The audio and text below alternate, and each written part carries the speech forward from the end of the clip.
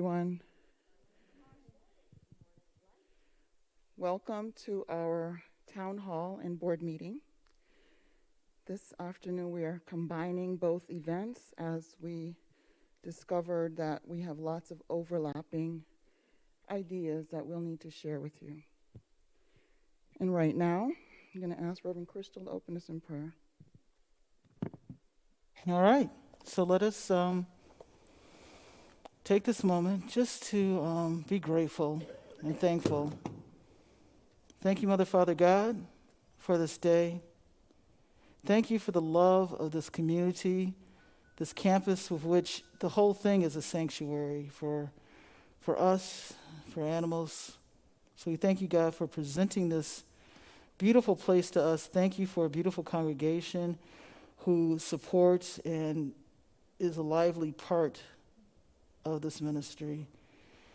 We pray knowing that this meeting will go forth with ease, will be informational, will be joyous. Thank you, sweet Spirit. Amen.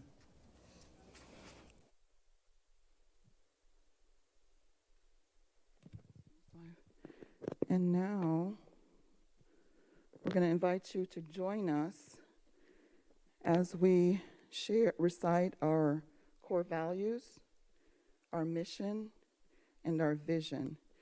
And board, it's on our agenda, and if you're on the Facebook group, the agenda is posted there as well. And we'll say it in a way that allows you to follow us. How about that? Core values: spirit, truth, love, transformation, gratitude, and joy. Our mission: through prayer. You say it with us, please. Through prayer, education, and service, we bring to action the one and only power of God. Our vision: centered in love, we joyfully celebrate a world united in divine truth. And so it's a little different from up there because we've changed it, but we haven't changed the banners. Amen. Not at the top of the priority list.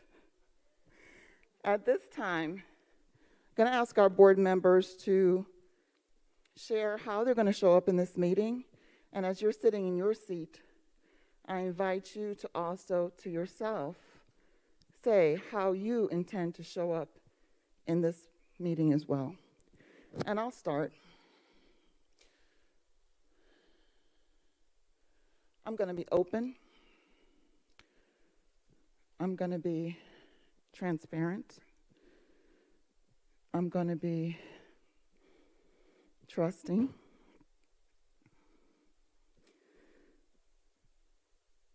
And I want to say energetic, but I don't feel it, so I'm not going to say it. I am going to be grateful, focused, and loving. My name is Doris Stinnett.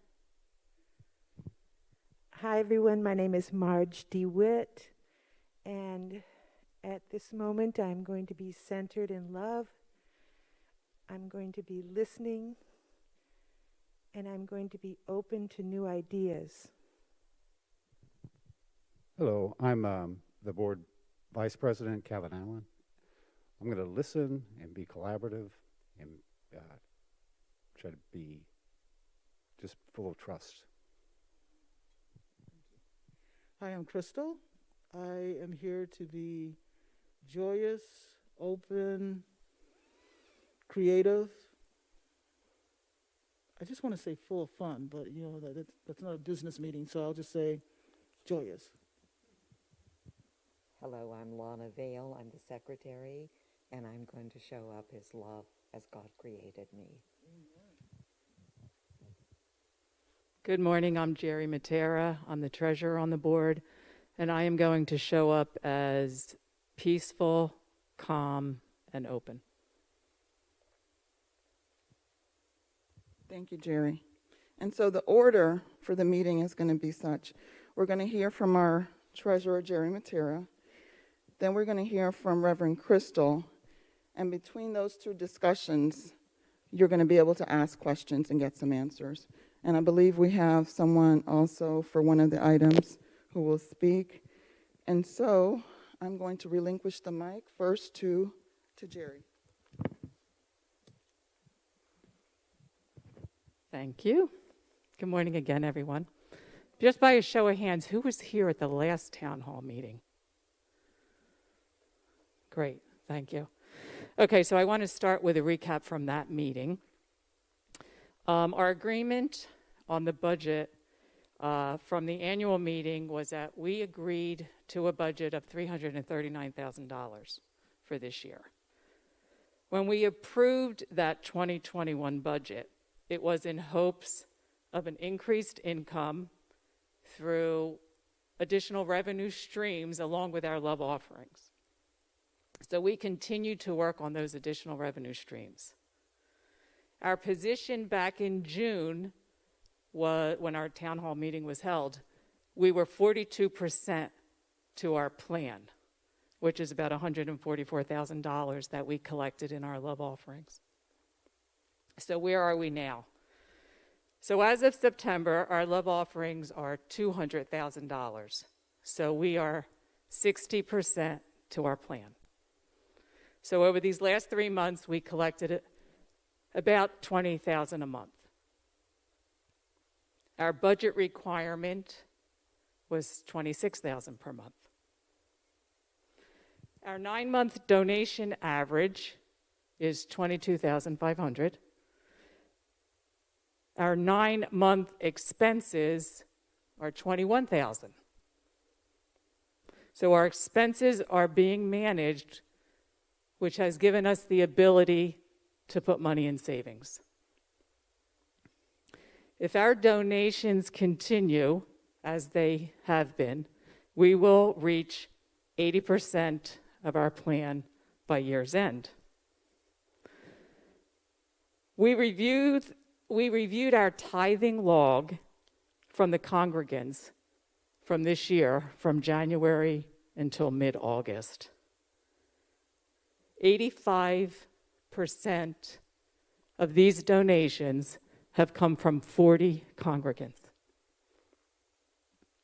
As I mentioned at the last town meeting, we've been using a stair-step approach in implementing this budget, and this approach was dependent on our monthly donations.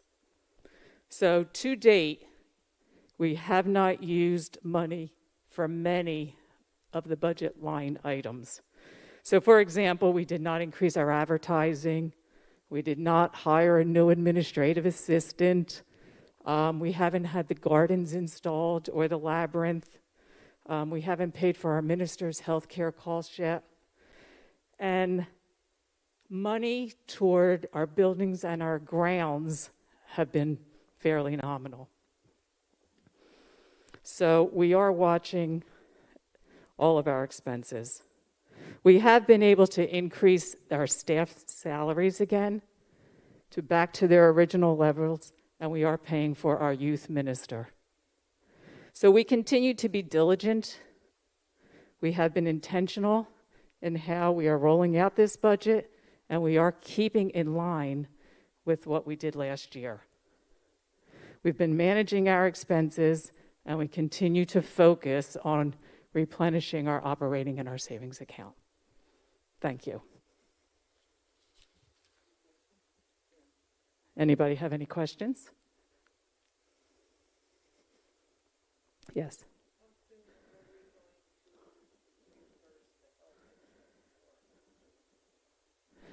I think it's, once again, just going to be dependent on our donations, and we're managing that. Now, that is one of our higher priority ones, but it's just going to continue to depend on our donations. Thank you.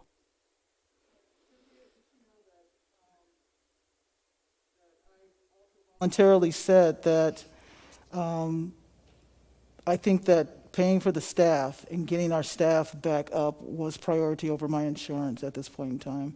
So know that that was a conscious effort on my point, and they've been in communication with me in regards to what I feel and how I'm feeling. And so I think it's important that you should know that they are in communication, wanting to do that. So. Any other questions? Thank you.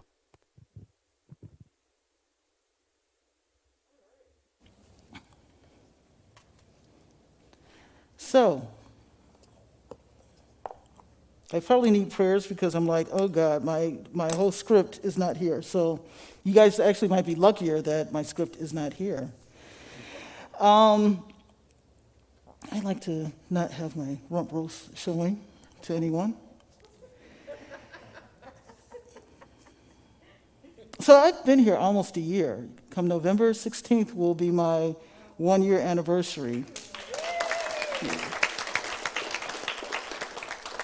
And so in this almost 1 year, there are a multitude of things that I've learned. I haven't found out all about everyone in the congregation yet because of COVID, but I've found out a lot of different things, of which I'm happy to know.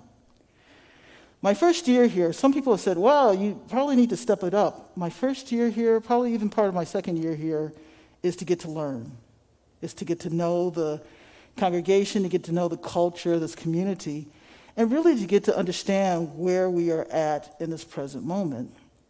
And as Jerry just told you, in this present moment, we are holding firm, but honestly, with the numbers of 40 people and their tithes are taking 85% of the upkeep of 10 acres, a pond, and 3 buildings is surviving. And with the survey, we found out that it isn't the median age of the congregation, it is the predominant age, is our congregation is in their 70s, based on the survey that we took for reopening.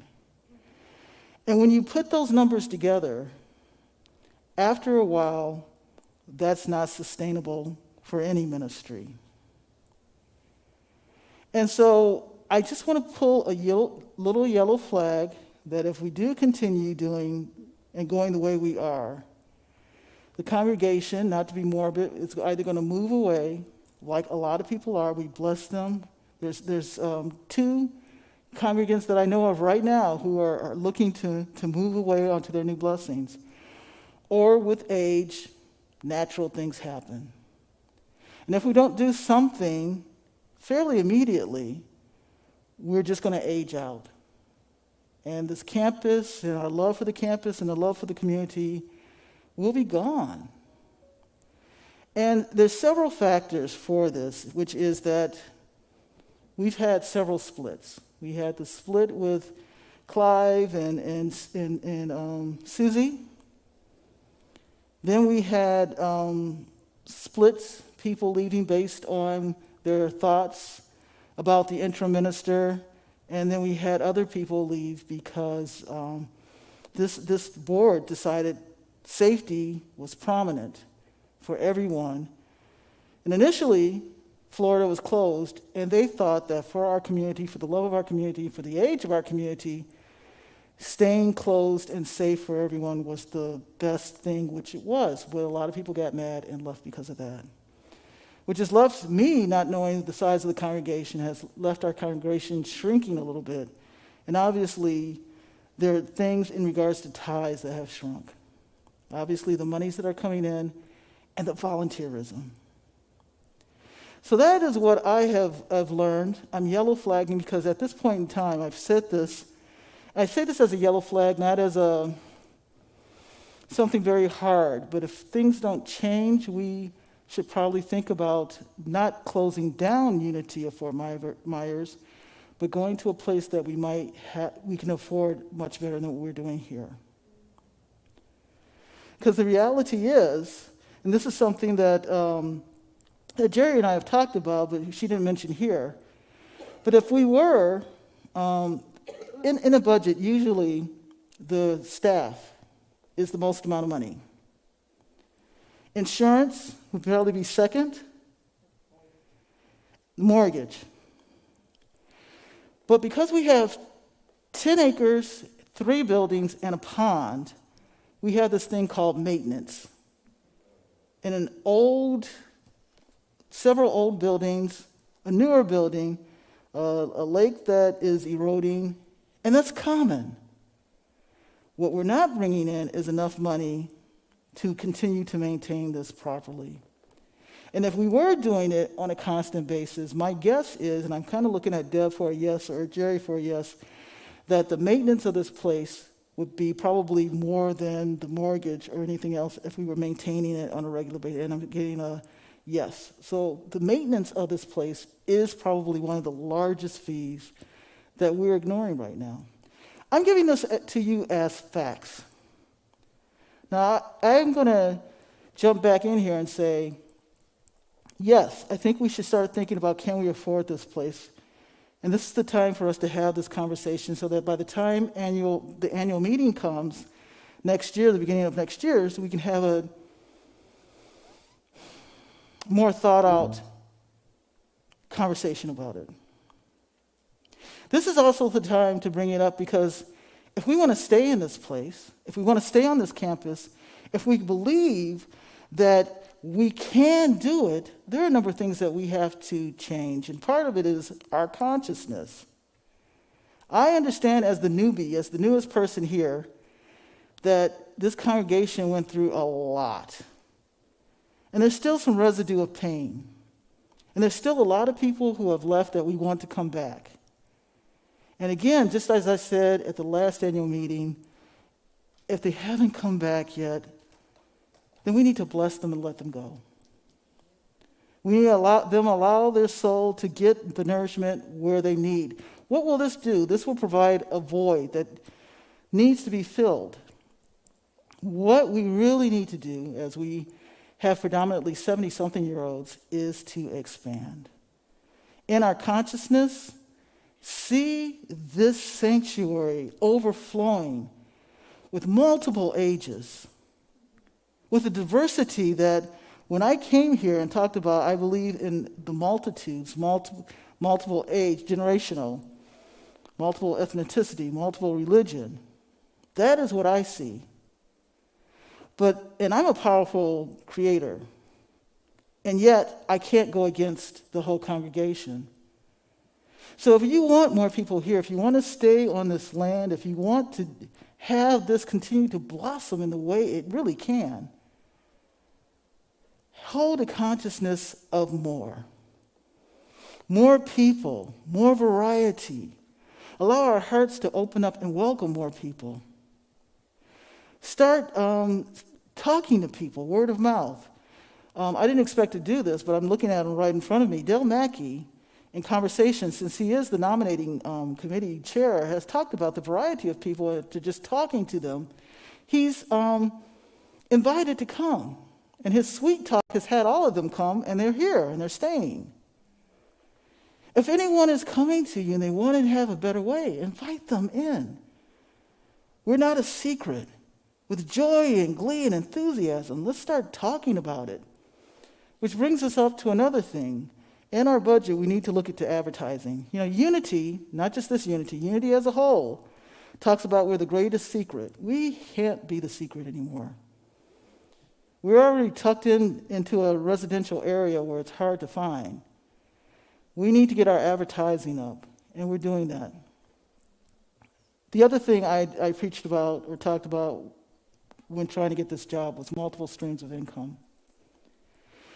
We still need to move on multiple streams of income. Because I don't want to have her here beyond her time, I asked someone from Jim to come, which is the wedding, because I also wanted Jerry and I to give you an update based on our conversation from the last meeting. So let me take you back to the last meeting if you weren't here. The question came up, the idea of having this beautiful area as a wedding venue is enticing and inviting to everyone. And I think that all of us see this venue being used. I think if you're envisioning with me as I'm talking, you can see brides' veils flowing through the land and married couples here and receptions in Friendship Hall or the chapel or outside. And the great visions I think we are all holding that I think we can establish. But once we went back to our partners, and one of the reasons why we asked Jim here is because they still have a partnership with us. They had a different vision from a professional area. And so Jerry actually invited, I always want to call you Lana, because we have a Lana. Lena. I asked Lena to come here, Jerry asked Lena to come here, because if you have questions about what we're going to present to you, she is the perfect person from her professional standpoint to answer any questions. So what we voted on was that we could have receptions everywhere on the campus except the sanctuary. At that point in time, Jim said, well, we're not sure if we can really help you that much. My first question was why, which I'm assuming that all of you kind of went into Dale Mackey's like, yeah, why?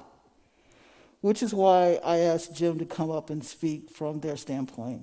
So would you be willing to hear, and if you have any questions about the whys of why all of a sudden this campus isn't the way we thought it would be for weddings, Jim agreed to come in. And I'd also asked Jerry to, before we ask her to come up, can you explain what our partnership is at this point in time? Which is, I think, is a still generous offer and something that Jim doesn't have to do and is a commitment still to us. I'm just going to stand a little bit further back because it's hard for me to talk with a mask on. Yeah, okay. All right, so thank you. So at the last town hall meeting, I mean, we were so excited to have, Global Event Marketplace, GEM, as a partnership because they were going to be able to market for the brides, bring the brides on the campus, show the brides everything. They were going to do the catering and the tenting and everything. They had security, they had the liquor license. It was just a magnificent find for GEM. So we approached you at that last town hall meeting and we said, hey, what do you think? And we were all very, very excited, but we had to take a vote because this space right here, which everyone has defined as such sacred space, would not allow for receptions or alcohol in this space. So that was the vote that we took at the last town hall meeting. So we had a follow-up meeting with Lena and her husband Chris, and we brought all of this information to them. And they said, okay, that's great, and we so appreciate, that vote and what our commitment is to this sacred space, but that may limit the type of client we can actually attract to have a wedding on this space. So we could have the receptions in the Friendship Hall, which would take just a little bit of a different client than we could probably get here. We can have an outside wedding and an outside reception, but once again, it's just, we started to limit ourselves a little bit due to not being able to use this space. So with that said, Jem said to us, hey, listen, we still want to stay in partnership with you. We still want to be your caterer. We still will take everything and do all the nuts and bolts. But what we need for you guys to do is you now need to do all the groundwork. Like you need to find the brides and you need to bring the people here to show the space. And then once you've secured the client, we will partnership with you and be able to, run the event for you.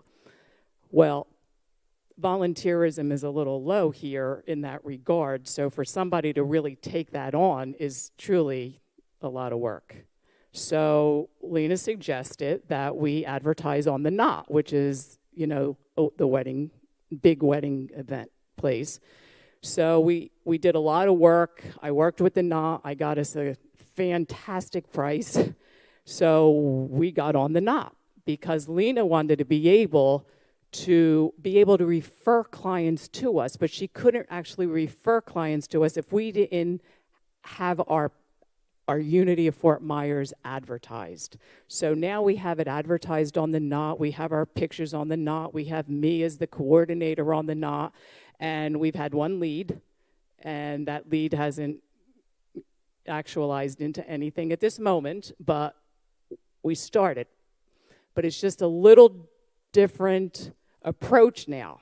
So instead of Jem being able to really fly with this, it's us flying with it, and then Jem is totally here for the support that we need for that. Lena, did you want to add anything at all to that? Okay.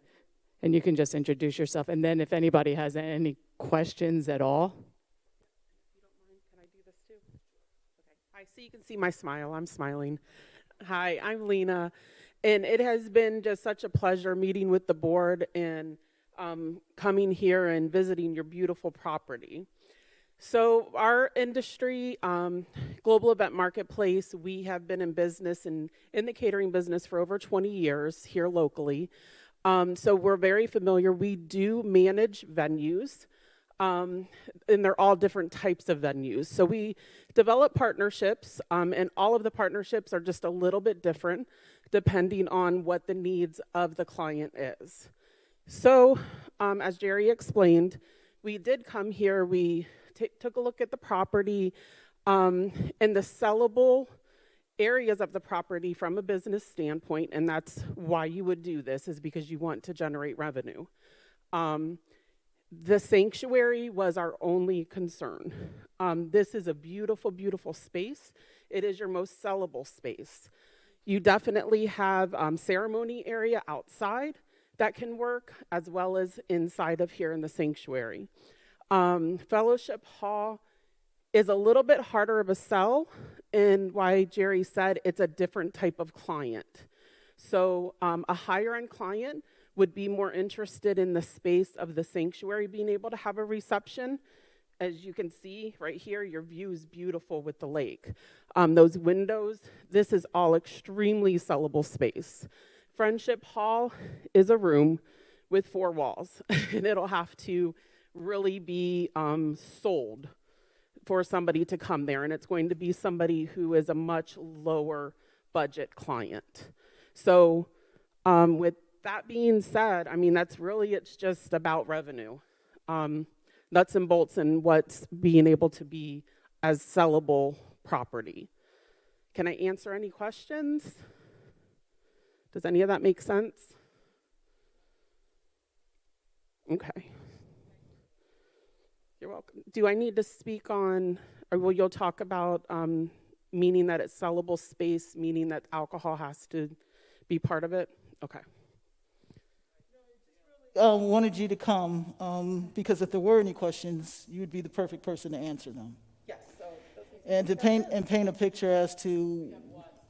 Oh, I'm sorry, I missed it. Yes, sir. Well, are you talking about using this room as like a reception hall? Yes, sir. Partly. That's where the alcohol is. Yes, sir. But you still have a wedding here and a reception over there with the alcohol. So when you're saying wedding, you mean ceremony? With the ceremony. Correct? Okay. So yes, you could have a ceremony here, and you could have a reception in Fellowship Hall. So that is an option. You could also have a ceremony out by the lake where the gazebo is.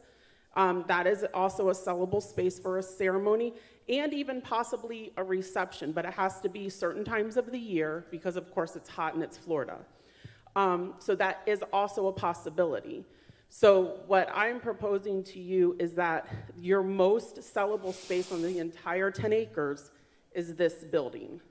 This is extremely important to be able to have as a sellable space for reception. And that's hard to accept this to be a social hall, really. But Yeah, it is. Cor- I understand perfectly. Yes, sir. Okay, thank you. Yes, ma'am. I'm sorry, there's 2 of you. Whoever wants to go first. I'm just wondering how you do a reception in here with no kitchen whatsoever. Does that work? It's super simple. We do it all over. We have our own catering kitchen. So we do certain things here on the property if needed, but mostly everything would be done off and brought in. Yeah, so we do that pretty much at every property. Yes, ma'am. Do you feel like if we changed that and did allow that alcohol in here, do you feel like you would have a good amount of people interested? So with everything, you're a new venue. So just realistic expectations. You know, people start planning 6 to 12 months in advance of their wedding. So yes, I feel like at that part, it changes our partnership a little bit, as Jerry was saying. Like right now, we're on the back end. They have to do the work ahead of time because I don't feel that there's enough sellable space for me to dedicate somebody here. If this became an option, that would change things for us because I feel that I could bring in wedding planners then and they would see the space and now they would help us sell the space. Yes, there's 3 of you, so. Yes, sir? Assuming there was a reception here, what does the church gain economically from that reception? How much are they paying? Yeah, so that's something that we would discuss, you know, if there was, so you're getting when we bring in an event here, you are getting the, Yeah, we would rent it for $1,000 for 8 hours. for here, Yeah. which I would probably have them up that. I think it's worth more than that. So they would get just about all of the money that they would get from the venue. So whatever that is. And right now, did we say $1,000? I think it's just because if it was for a ceremony, if it's a reception, it's a whole other thing. Yeah, it would be worth way more money. I think you were just looking at this as a ceremony with that pricing. So that would be increased greatly. Yes, ma'am. Okay, what about having come from the restaurant end of life? Somebody always spills a glass of red wine. Who pays for the damages? We only allow water in here right now. So, you know, food, wine, alcohol, who pays for that at the end of the, so I'm saying, okay, whatever we put this in, if you have to clean this whole carpeting. Yep. So there's an easy answer to that. So in your contract, you will either raise the price enough so that the carpet could get cleaned, if it would need to, or you can put in the contract that if there is a spill or the carpet needs to be cleaned after a reception, that the client would be responsible to pay for it. Well, and there are also options, I think, that you talked about where alcohol might not be introduced into the area, that you had some ideas of how to do something outside, just outside. I didn't think that was a great idea. Okay. I mean, because you really can't monitor people. You would literally have to have somebody standing at the door stopping people at a wedding, and that's just, it's very, I mean, could you imagine going to a wedding and then somebody stopping you at the door and saying, I'm sorry, you can't bring it to your table? It's just, it just doesn't work. Yes, ma'am. So if there were a reception here, what happens to all of our signs? Well, that's up to them, but I would probably say they would be taken down for the day. I mean, that's something that they would have to decide with their maintenance. Good. I thought I saw you you got down Jan here. up there. When someone asks a question, would you repeat because we can't hear what Oh, what the question is? Okay. Okay. Yes, ma'am. Was there another question over here? Yes, sir. If this building, sanctuary, was dedicated just to the wedding venues or activity of that nature, the place was set up for it, all of the church stuff would be gone, it's set up for just what you need, what type of revenue are we talking about? Well, that, I don't know. I mean, I can't give you a specific number. I would bring in wedding planners so that they could see it, so that it would be on their forefront when they're having brides come to them looking for a specific space. Your advantage is water. So there's a lot of people are always looking for water. And a lot of people like to not have it physically on the beach because of the no-see-ums. So this is definitely an advantage, and I believe sellable property, for sure. So, This church expanded to this area. yes, sir, I understand. Afraid to run our church with 2 other buildings. And we're small enough now where we could use. Oh, I mean, that's a fantastic idea, but that is definitely for you to discuss. Yes, so Russ, with anything, it will take us some time to actually get to the level you're talking about for the additional revenue stream, because once we become a wedding venue, we may only have 1 or 2 weddings in that first year, but then as it catches on, then you get more and more. Right, so kind of the structure of how it works, so your timeline. So you book an event, it's up to you how you take it. So in some of my venues, I've required the full payment up front of the venue at booking. That way, all of the money is received to the venue, and they're not waiting a year to receive the other half. So we can structure the contract however it best benefits the venue. So I would recommend full payment up front, and then that's revenue that you can count on then in this year, rather than having to wait a whole year when their actual wedding is taking place. So there are ways to do that and start it sooner. so Russ, I need clarification because sometimes I'm just not on it. And you're such an out-of-the-box thinker. Did I hear that you said that you wanted the sanctuary to have, just kind of put it out there, that the sanctuary be dedicated only to the wedding venue and for the church, because we're small enough now to move back to Friendship Hall or the chapel? Was that what you said? That's what he said. That's what I said, but I'll expand on that. I'm saying thank you for our 10 acres which we can afford. That's how I handle these type of questions. And I'm looking, not only is this a revenue stream, not necessarily permanent, but until we can get our act together and pay for this place. There's other venues, not only weddings, and you may know a lot about it, but there's seminars. I look at YouTube and look at all of these guys doing, we've got this whole AV team that could upload a seminar to people who run around the country talking about how you get things done. Yeah, is his name Russ? All of this stuff. Russ, and you're exactly right. We are just talking about weddings, but it's anything. It's any type of event. It could be. Yes, sir. It would be anything. We're specifically talking about weddings because that's kind of what their vision was. But if we have a sellable space, it doesn't matter what it is. Within reason, like we have certain things like we won't let in here according to what the board says can't come. But other than that, yes, business meetings and you name it, it would be a sellable space. Absolutely. Absolutely. And that is definitely an upsell, for sure.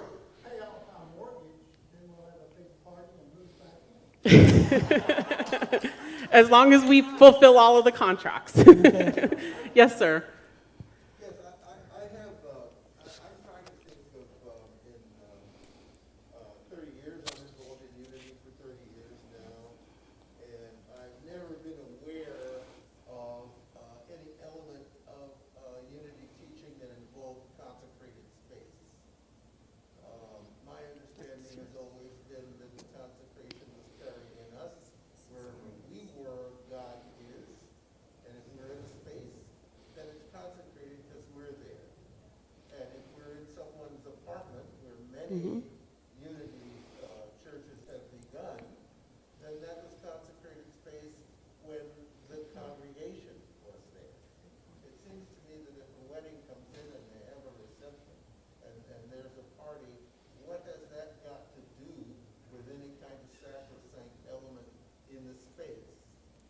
I hear you.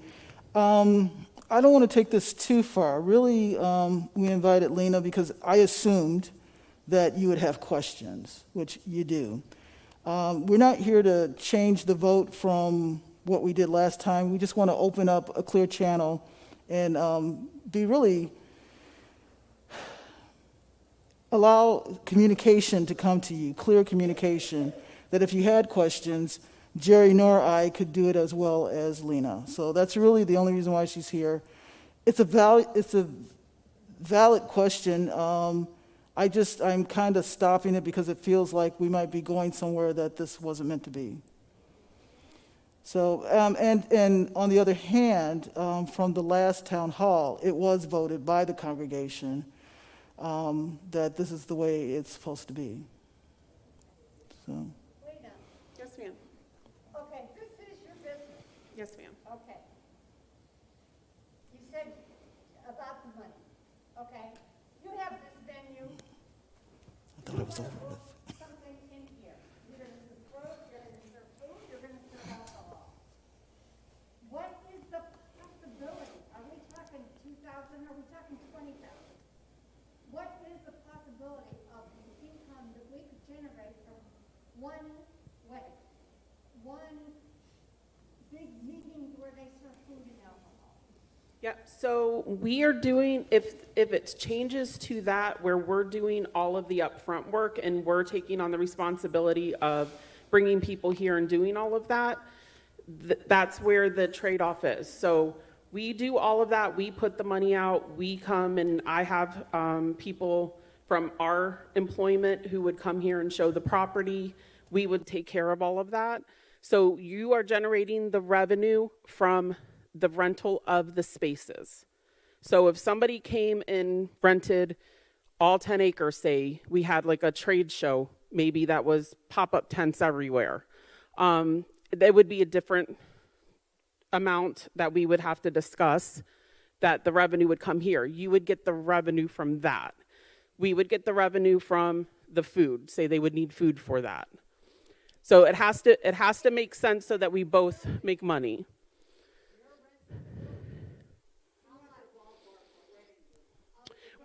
Well, it's what we're going to figure out as far as how much it would be worth. So for this space here in a ceremony space, so right now the Burroughs home is one of our properties. So it's not quite as many acres, but it provides both things, the ceremony space and the reception space, and a place to get ready on site. So that space is worth about $4,500 for a rental. So I would say we were probably getting closer to that ballpark than the $1,000 that she said just for a ceremony. So it depends on what's going on and which space they're in. You're welcome. Yes, ma'am.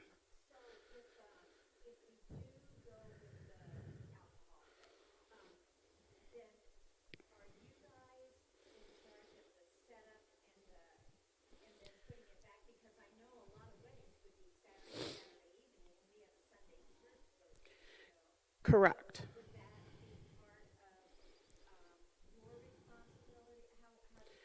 So we haven't talked about specific details yet, but it would be more the like clearing out your space so that we could come in would be in your responsibility, and then our staff would then bring in tables, chairs, whatever we needed to supply whatever's needed for that reception.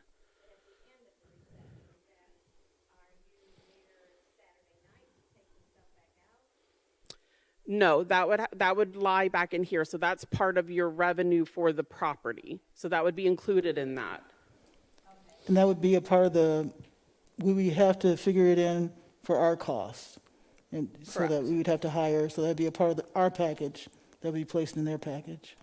And then on the other, this might be more for the board. I feel like at the last town hall then, you know, when the vote was taken, it wasn't this clear, you know, that this would not, that how much this could bring in and how much we do not want to lose this campus, that I feel like, you know, at some point, another vote might be called for. When people are really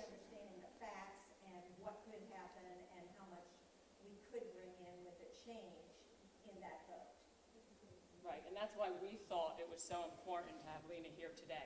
So we could just continue that conversation, because we only really truly started it in June, and then we got more information, and we wanted to share that more information with you. Yes, ma'am? Let's say you're having a wedding and a reception in here. So we're take everything out.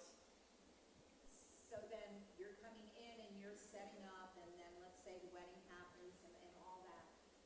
Your staff makes sure that everything is left the way you found it. Well, it would be empty when we come in. But I mean, as far Yes, so we would take everything out, yes. as take everything out. Yes, ma'am. And it would be still in the same condition, you know, as you leave, as when you found it. Yes, ma'am, but if there is, for instance, a spill or something like that that needs to be taken care of, that would then fall back to the venue in whatever the contract says. What about vacuuming? That would be a venue. That would be a venue thing. So all of those little logistic things, those are things that we still have to work out, because you're receiving the full money of the venue. You take care of the venue. So you're like the structure, and then we bring everything in and take everything out to provide for the event. My question is for Jared. I think we are at a point where we need to explain to all of the community that is not here. Like, we have all of our winter folks that don't know anything that's going on. And so we have to get down and have some serious discussions and consider Russ's suggestion. Because if we want to keep this, we got to give the space up, and God is within us. Move over here, rent the space, make the money until we can come have our party. Right, So- and the other thing is, too, it's not just about weddings. It could be Yeah. business meetings, conferences, everything. And the other thing just to continue to think about is, if something happens here on a Saturday night, why can't we have service Sunday in the chapel? It's not every It's not Saturday every night. single- It's not going to be every single Saturday Correct. night. What if it's like once every 2 months until we get, it Well, could be once every 2 months. and it And then could we be a can have it over Friday. there in Friendship Hall. It could be a Friday, it could be a Tuesday. It could be a I fr- mean, it could be It could anything. be any day of the week. So, Back up and go out by we did outside. It could be not to any put- day. It can be anything. There's all kinds of possibilities. As much as I love your out-of-the-box thinking, here's my thought, in that my vision is for, in a fairly decent amount of time, that the congregation is expanding. So for me to envision, because we're at this size, going into a smaller place to accommodate what is now, doesn't fall within my vision of expansion. That's the only thing with that thought that gets me. I like the creative thinking. I think we need to continue, which is a part of what my talk was, is together we need to come up with some creative thinking and implement as a group together if we're going to stay on this campus. So, but that's my only thought there, and please continue. Wait, go ahead, Gary.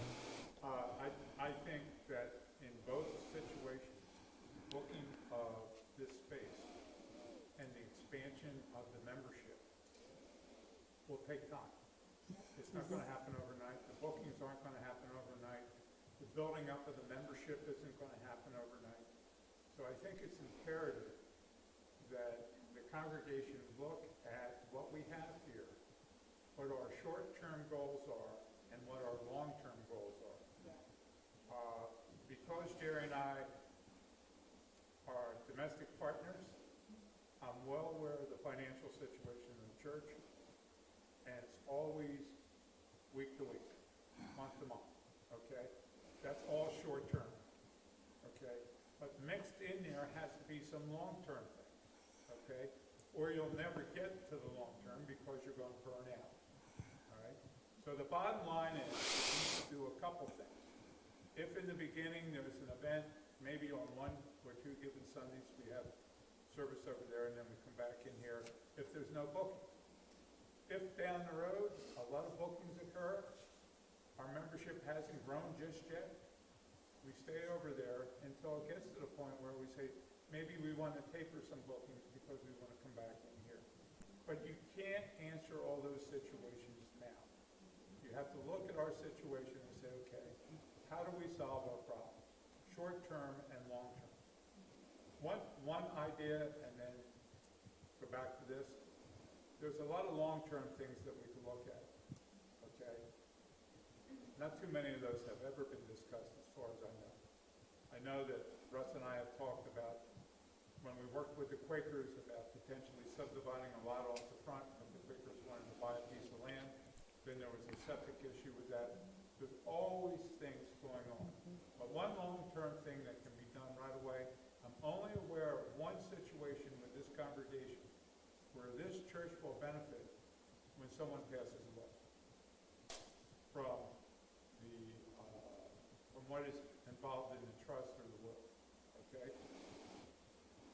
We need to let it be known that if someone in this church or a friend of someone in this church has a piece of real estate and they have no one in mind to leave it to when you die, they should amend their will, add a little caveat that the real estate's going to be left for Unity of Fort Myers. Okay? I've done this with the Colonial Charitable Foundation and Colonial Country Club. They now are doing that with members of the community that the families have grown and they're separated, or there is no family. They're going to leave the property to the charitable foundation. We can do that here. Again, back to what we're talking about with the weddings, there's a number of things we can do short and long term, and that's my point. This is an excellent. Ma'am, did you have your hand up? I think she's just standing herself. Okay, yes, ma'am. I have just a comment in addition to this idea. I would say that sometimes, given the situation that we have right now, that is an emergency, I would put it that way. Moving to sometimes you have to start to have a step back in order to gain to go forward. Moving to the friendship room for the services from now on, and just taking this all out and putting it as a reception hall, it would be a temporary idea. And even if we make enough money, we can even be thinking about between the gazebo and this building, have our own reception hall built, and then moving back here, thinking forward that our community will expand and will grow. That's not a terrible idea. I like it. Because Yeah, because we measured it out because we, just thinking forward again, a sellable space for an outdoor area. So you have about a 40 by 80, 40 by 60 actually, I think, is what we measured in there that would fit. So a 40 by 60, you're probably capping out at about 150 people, depending on how many people we put at a table. If we did 10 per table, we could get more. But about 150 people could fit in that open space as it sits right now. So you could clear out a few trees and make it more space, though. Yeah. I think we can continue this conversation at another date. Thank you for saying yes to coming. Thank you for asking the question. I think it just sounds like we need more conversation. Which Jerry said, we are partners. They have been gracious enough to remain our partners, even though it isn't to the full extent that we want it to. And as the partner, we also want to introduce them to you. And just know that she's here for any questions. And it might be, I have to look because obviously, since I'm spitballing this, I mean, this might be a conversation for the annual meeting. There's only 20-something of us here right now. So there's no way that we can even really move to do anything else. But just wanted to get open up the conversation, allow you guys to get more information. Okay. All right. Good. Thank you so much.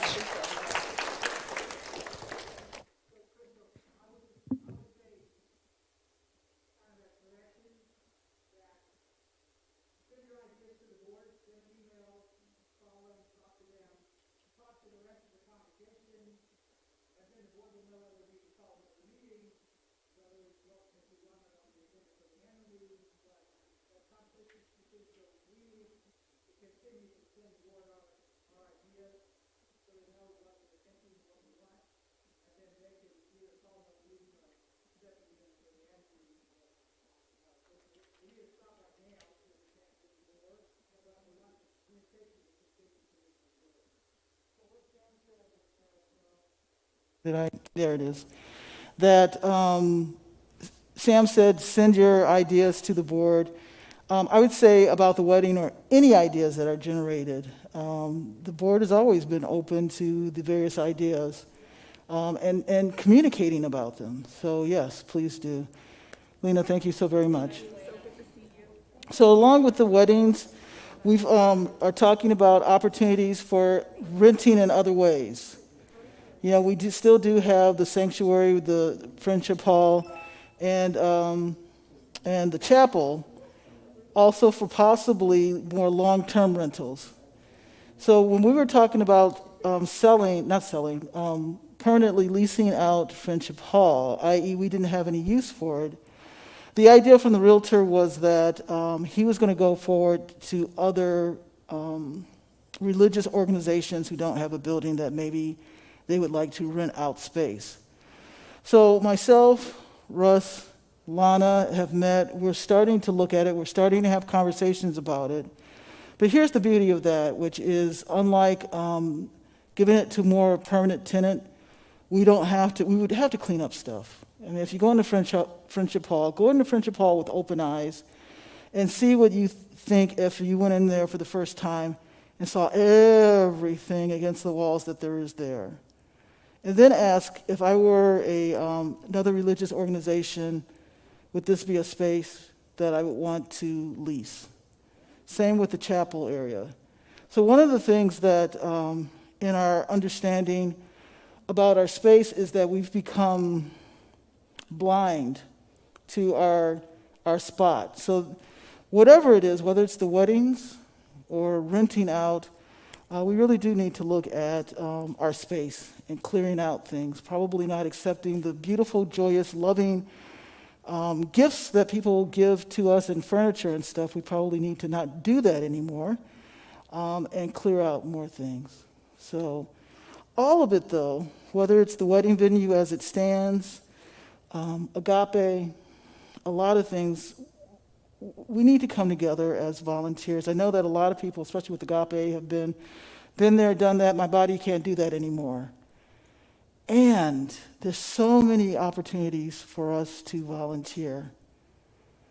So I ask you to just look into the possibilities of what needs to be done in your spiritual community so that you can be a part of the resurrection of this community, because I do believe it will resurrect. I hear some of the concerns in your voice because the numbers are that. I also go back to consciousness. If we have the consciousness of fear and concern that this land is not going to be ours, then it's not going to be ours. I'm just giving you the facts as it is right now. Doesn't mean that it can't be turned around, because I believe it will be turned around. It all starts with our vision, our consciousness, and us wanting things to move forward in wonderful ways. And so I had more to talk about, but I think we have spent quite a bit of time on the minister's report and probably need to move forward. So if you have any questions, we are here.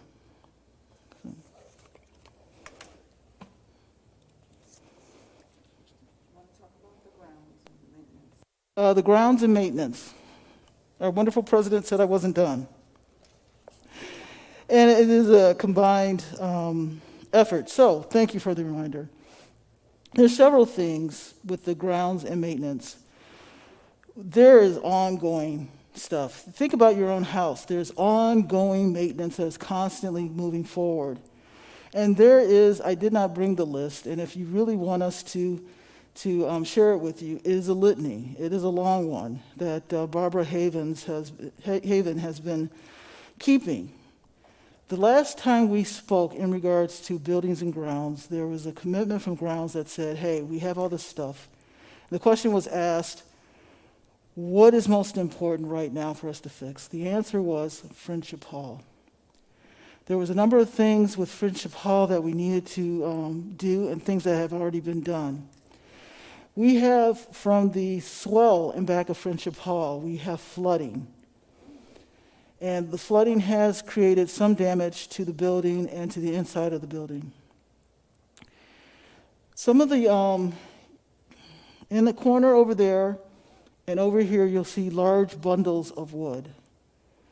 We've already gone forward. We've cleared out. We've had someone cleared out. We didn't. I can't see Russ and Linda and Barbara stripping the land. We've had cleared out the area so that we can get a sense of the swell and to see what is the issue. So we're still working on why is it flooded. We believe that we have the answer, which is at some point in time, the waters from the swell is supposed to flood that way, and it does. It's blocked. We originally thought it was supposed to flood that way to the canal, and the canal would lead into that canal. That isn't the way it's happening. So right now, Russ has been diligently trying to figure out, first of all, who owns that swell, because at this point in time, it doesn't look like it's a part of our property. And we're trying to figure out whose property it is so that we can get them to fix the swell. Secondly, how does it go about? And whoever blocked that needs to unblock it so that the water doesn't continue to build and spill over. So all the rubbish that you see is there simply because when the contractor takes it away and has it disposed of, it gets weighed. And obviously, the heavier it is, the more it's going to cost. Well, if we allow the rainy season to go by and the stuff to dry out, it'll be less weight. So we have that there for right now. You're welcome. And so another part of that was that we had the gutter problems, which was water spilling in like a faucet into the warming room, which has been repaired and temporarily fixed. When we say temporary, we have a bandage on it. Probably sometime next year, the year after, we're going to have to get new gutters. We're in the process, roof. There are spots that you can see in the bookstore where the roof is leaking. So I was told a brilliant story some, 5, 6, 7 years ago, when a much beloved minister, while you guys were over there, with his umbrella, said that the roof needs to be fixed. Well, the fixing of the roof was there was some patchwork, and that held for a while. Well, now it's not holding as well. So our next step is to get someone to come out, inspect the roof, and see how much it's going to cost, what kind of repairs needs to be made, and how much it's going to cost. Along with that roof, we're going to ask them to look at the gutters, how much that would cost. And since they're looking at those gutters, we are going to be asking them to look at the drainage issue that comes off of the lack of, this sanctuary doesn't have any gutters. And so what happens with the design is that, and you can go and look in those windows, not only at the beautiful pond, but because in the middle, our roof steeps, water comes traipsing off of that. And now it's creating a dimple in the ground and some damage starting to show up in our foundation. So while the roofers are here, we're going to ask them to look at what can be the remedies and give us some possible cost to that. I didn't have my sheet with you. Back to that. So was there anything else in Friendship Hall? We got the roof. We got the gutters. We stopped the stuff going into the warming room. There's some minor repairs in the warming room to make sure that there's no mold that is in there. We also have to have the sewer system looked at, the lift pump. And the sewer. Turn it on, the alarm goes on, indicating that the thing is full, it's not pumping. But when we had the guy out here, Barney, Yeah. he said it was working, but the alarm keeps going on, so we gotta have that looked at. And there's also a thought that with that, it might be the flooding that is influencing that. Since it was the flooding got into an opening in our sewer system and overran the pumps. Okay. I'm guessing. But we need to have that checked.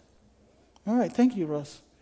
One thing along with that, as we're looking at clearing out and getting some cleaning and removal there has been a generous offer that I haven't really talked about because, well, we're asking you guys to about our finances, our overall finances. But because of the wedding venue, because of the Quakers, because of the leasing, we had a very generous offer from an anonymous person who said, hey, we need to clean this place up. Friendship Hall is cluttered, chapel's cluttered. If we have an event, we need someplace to put all the chairs, so on and so forth. We should probably have another building, and I will commit $7,000 to putting another building up, which is a large size shed for buildings and grounds and for storage. The beautiful anonymous donor said, because the shed is probably going to be over $20,000, he said, I don't want the church to have anything. I don't want the church to pay for anything. I need partnership in paying for it. So that's kind of out there, but I bring it up here because when things do pop, when we do have events, when you go in there and you go, wow, there is a lot of clutter, there is a lot of stuff, where are we going to put it? That is a resolution. So for right now, I mean, I can continue to go on and on and on about the maintenance, but I'll leave it for right there. I just want you to remember that when you come on this beautiful grounds, that we have 10 acres, and we have 3 buildings, and we are stewards to all of it. And I want to commend our buildings and grounds team for all this time just doing anything and everything they can to maintain it. So, and that felt like a mic drop, but I think it's just, Russ, if you can put us back on again, I think it's just the timer.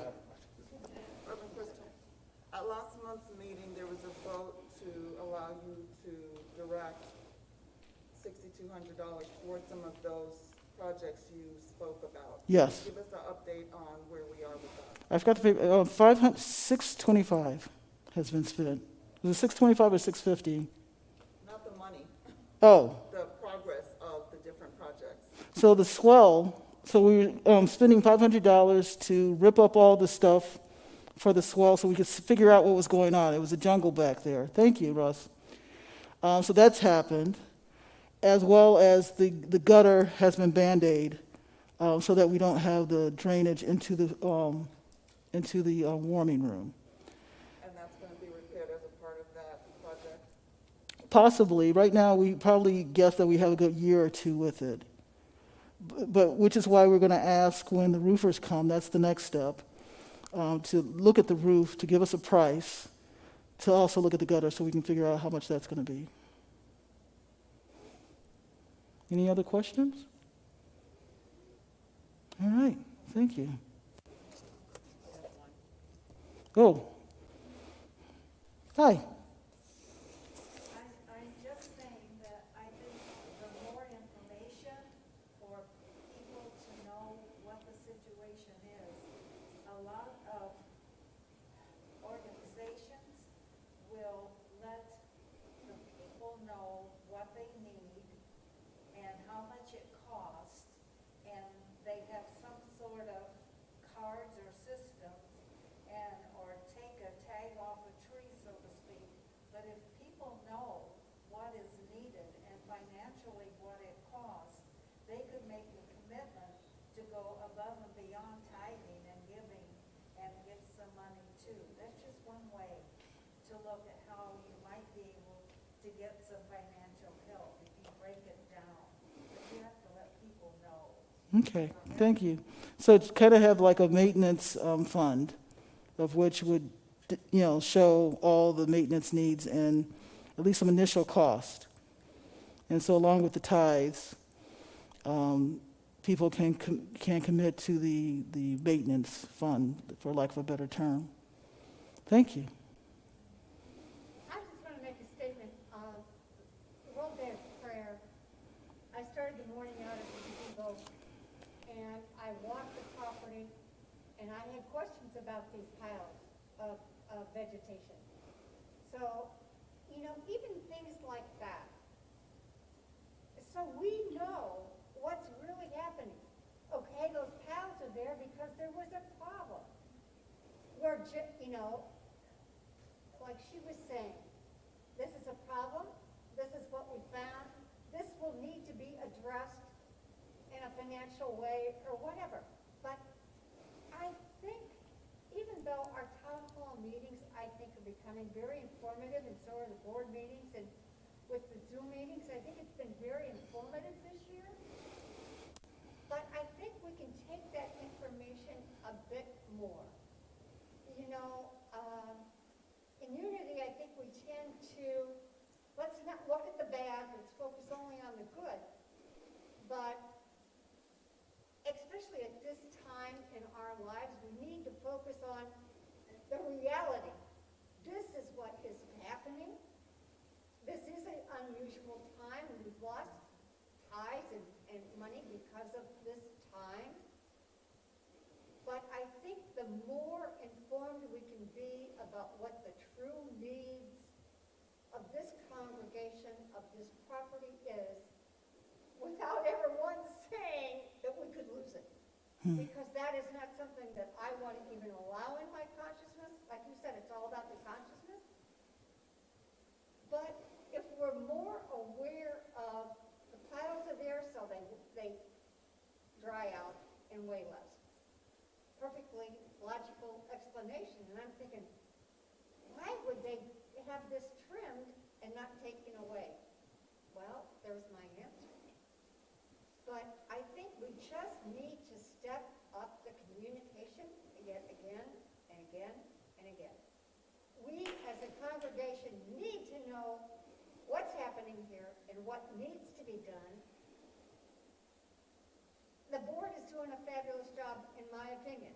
But, of course, I'm not hearing the nitty-gritty of it all. So, and I don't think we need to have the nitty-gritty of that, of what's and how it's being done. But we need to know that the swells were blocked, water was getting in, we're having to address it. One of the questions I have, we lost a lot of our communication during the pandemic because we don't have the social interaction we used to have. Right.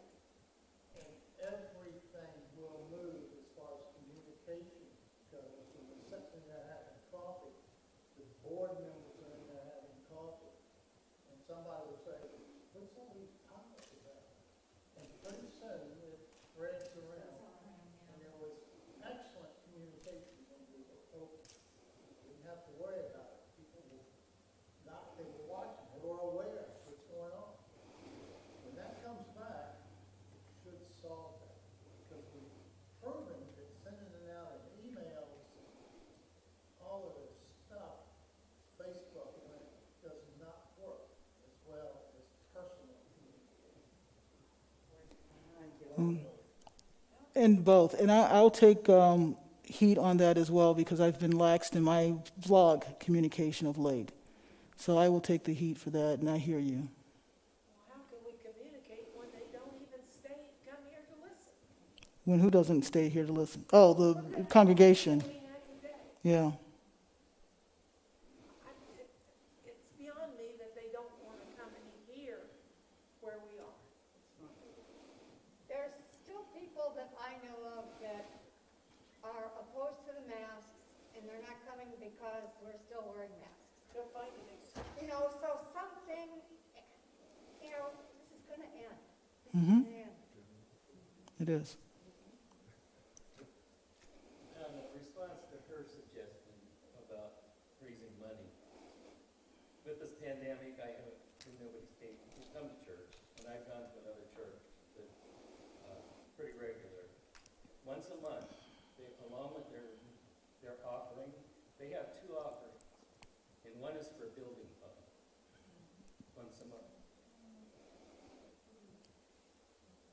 It's a suggestion.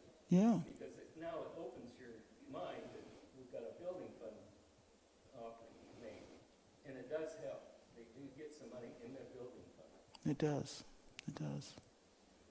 Well, thank you. You know, and I was remiss. Hopefully you guys go out this door. The Buildings and Grounds team came up with this idea and implemented it, which was a gratitude garden. As we're talking and, talking about your ideas, there have been a number of beautiful, generous donations to this ministry that also show prosperity.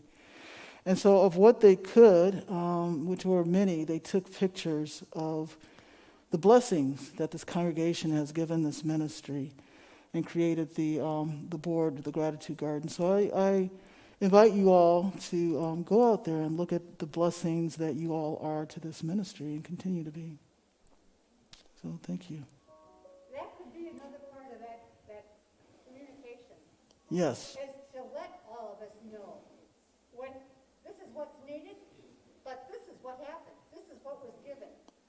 I think we just need more communication, I think, in my opinion. I hear you, Sherry. Thank you. Excuse me.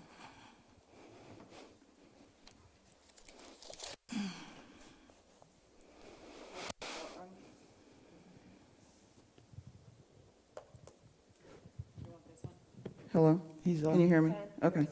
So because you all are here, we want to deal with the things that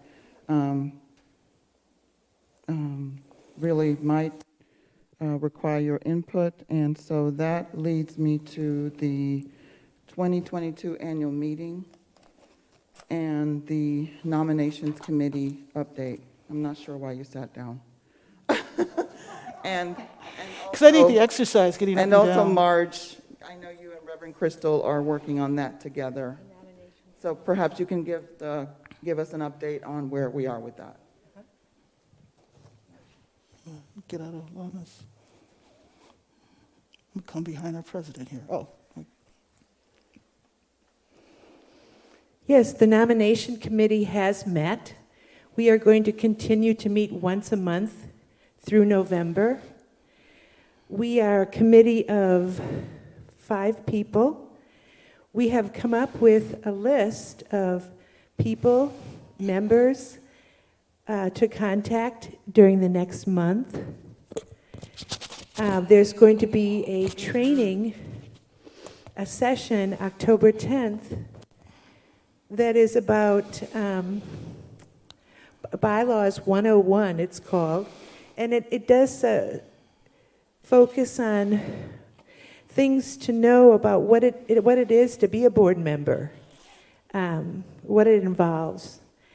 And if you're contacted by one of us, I would recommend that you reserve your answer to us and take that meeting. Because who knows, you may be called to do this and you really don't know anything about what it's like. I sure didn't. So, and it's a very worthwhile experience, really is. Yes, there's a question? First, the training. For nominee. Oh, yeah.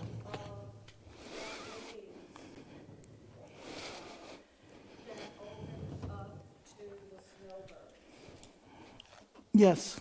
Yes, it has. Yep, this year we realized that we are able to do that now, is to consider the snowbirds. And so we did talk about that and include them. Included them. I'm sorry? So that's a great question. I'm not sure anymore. Things keep changing. At this point in time, the majority of the board is coming off, and all of the board except for one is coming off. The number of people from the board coming back is now questionable. So majority of the people are leaving and not coming back, except for Marge, who only has 1 more year. So we're looking at 6 openings. 7, we have a vacancy that wasn't, so we're looking for 7 people to create something new. So that's truly, Marge said, if you have been contacted, if you feel the want to be a part of our leadership, who want to be a part of the continual change of consciousness, take from where they've left off and continue moving forward, come, step up. It is a blessing. So also, Marge, I'd like to say that we have 2 of the 3 additional members of our team here So Dale Mackey was voted in as our chairperson. And Cherry Galvin was voted in at our last annual meeting along with Charlie Galvin. And so we all make up the nomination committee. So our president just asked me to do the rollout. So the rollout is that the nominating committee right now is we've thought about various people. We looked at the active membership list from 2020. And from that, we picked a number of people that we thought would be great for the board. So the next step is that we're now in the process of asking we split up the names, and now we're asking the people that we came up with. From there, we're looking for a lot of yeses, and from there, you'd be asked to have a sort of application, a sheet just saying who you are. I'm kind of really cutting to the chase because I realize that we're pretty long here. After that, you would go in the annual meetings. You will be set up for nomination. Of course, by that time, your name will be up there, your bio will be there for the congregation so that there's enough information for the active membership to vote on. Then there is a vote. At this point in time, one of the things that we have to do, and I'm not quite sure if it's on our agenda, is that because everyone's leaving off at the same time, everyone becomes a 3-term position, which means after 3 years we're in the same position. So we need to figure out how we can stair-step everything so people are slowly coming off. So that's a conversation that the board is going to have, and then that would have to be amended by the congregation.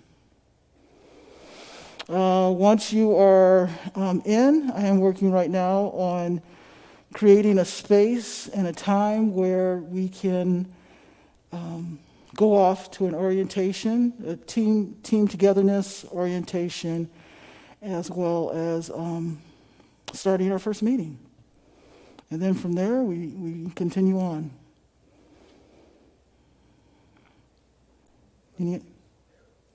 Any questions? Comments?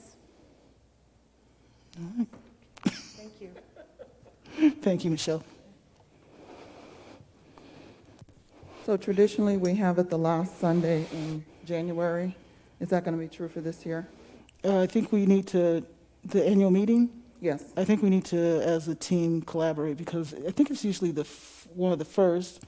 Because of COVID, we made it in March. According to the bylaws, it has to be the first quarter. Right. No, I'm just asking if we're going back to the traditional date or we're still needed to push it out. I thought we pushed it out till January, February. I thought we pushed it out to February. So it's the last Sunday in February, so people can know. And of course, you'll get notice by mail. Okay, so right now we're going to shoot for the last Sunday in February. Okay. At this point, I'm going to ask Doris to come forward and talk about the 3rd and 4th week tithes. And maybe Doris, and I don't know that you're prepared to give an update on just what we've done this year as well as voting for this month. Just from the top of your head. We base our 10% on the 3rd and 4th week tithing from what we received. 2% of that goes to life. So it's actually 8% for the 3rd and 4th week. And generally, Deb, you can help me out with this, it's between $200 and $300 that we give out to our charities. For this month, I am looking at Unity of New Orleans. On August 30th, there was a Cat 4 Hurricane Ida that had a direct hit in Louisiana, and I was asked to do some research and find one of our Unity churches there who had been affected. So that's Unity of New Orleans for the 3rd week. And then there continues to be a food deficit in Lee County and the immediate surrounding counties, because we're coming up on Thanksgiving and there's such a need for food still. Then the fourth week, I'm hoping that we will, I want to nominate the Gladiolus Food Pantry. If I can make that motion. Is that a motion? That's a motion. I second. Oh, no, Lana had it. Okay, We're such so a polite board. we have a motion and a second. So call for the vote. All in favor? Aye. Aye. Very good. That motion passes unanimously. And now, I don't think we had a chance to review the minutes, so we can bring them back to the next meeting. And I guess at this point, the only thing that's left to do is to any team updates. And I'll just pass the mic this way. You have already heard about the Life organization. That is our community involvement part of Unity. And so that year is just starting up. And as you heard, we had our house meeting yesterday. And we will be voting on a new area of concern. Affordable housing will continue to be addressed and looked after and monitored. And the new item is being discussed and will be voted upon in early October, and I'll share that with you. And then youth and family ministry. The Sunday program for children during service resumed September 12th, and there have been about 2 to 3 participants on average each Sunday. The Unity curriculum is being followed during service, along with incorporating crafts, music, gardening, nature walks during each lesson. What's happening in the future? The teen program continues also, and more to follow will be, let's see, they're talking about a family-friendly drive-in movie that the church can get involved in on November 6th. You'll hear more about that.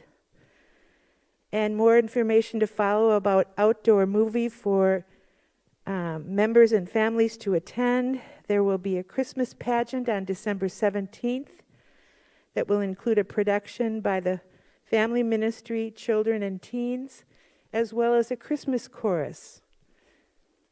We've had that in the past, and we'd like to do that again. Okay? Add to that, thank you, Kevin. So when we talk about the Christmas Carol, even though Sean's putting it on, it's open to everyone. You slid through that kind of quickly, so I just wanted to make sure that the congregation is asked. So it's adult, teens, and children. And it's going to be the Christmas Carol. And if any one of you have been a participant with Sean, you know it's probably going to be funny and a little silly, which is meant to be. So even if you've always wanted to be a part of it, this is really, so the spiritual team came up with this because we need to come together as a team. And so we wanted the carols to come so that we can come together as a community again and be led in wonderful Christmas carols, which, by the way, Marge said that she would help with in pulling that together. And to come together as a community to be silly and lively and do the Christmas play. You don't have to be a professional. You just want to give love to the community and just be together in this joint event. So.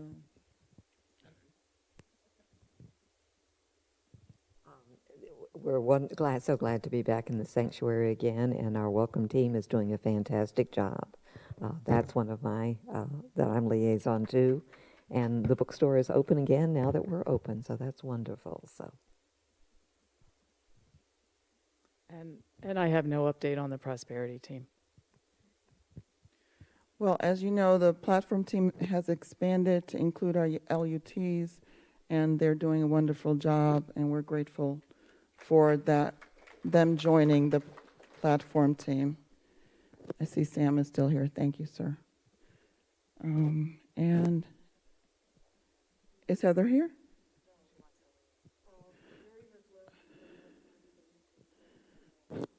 Oh, y'all hear that? More openings on the platform team.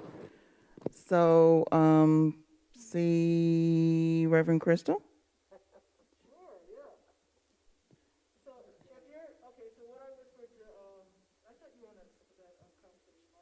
No, I'm unaware.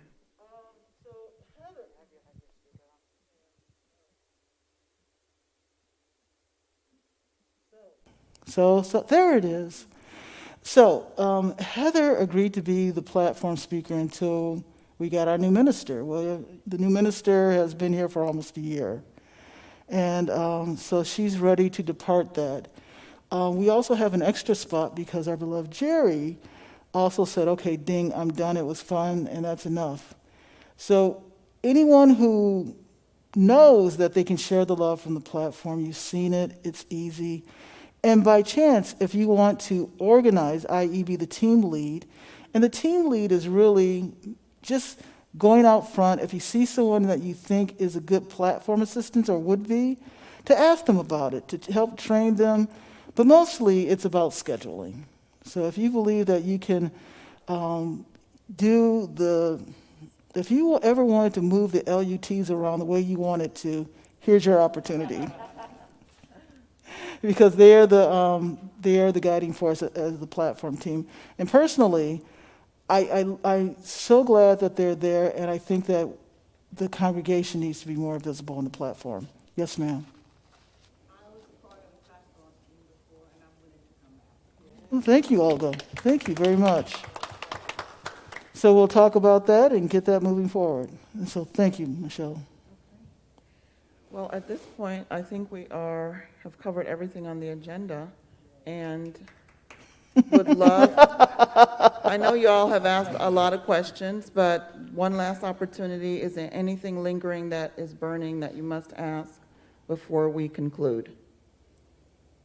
And I see none, so I would entertain a motion to adjourn. I move to adjourn. Motion by Doris, Lana, second by Lana, all in favor? aye. So, Motion passes. so thank you, Mother, Father, God, for an awesome meeting, for wonderful communication, and for this time together. I personally want to thank this board for your greatness and for your really joyous hard work through these difficult times. And so we move forward with more communication, with more dedication, and more love. And so it is. Amen. Amen. Have a great rest of your weekend. So, Mr. Kevin, may I speak to you for a second?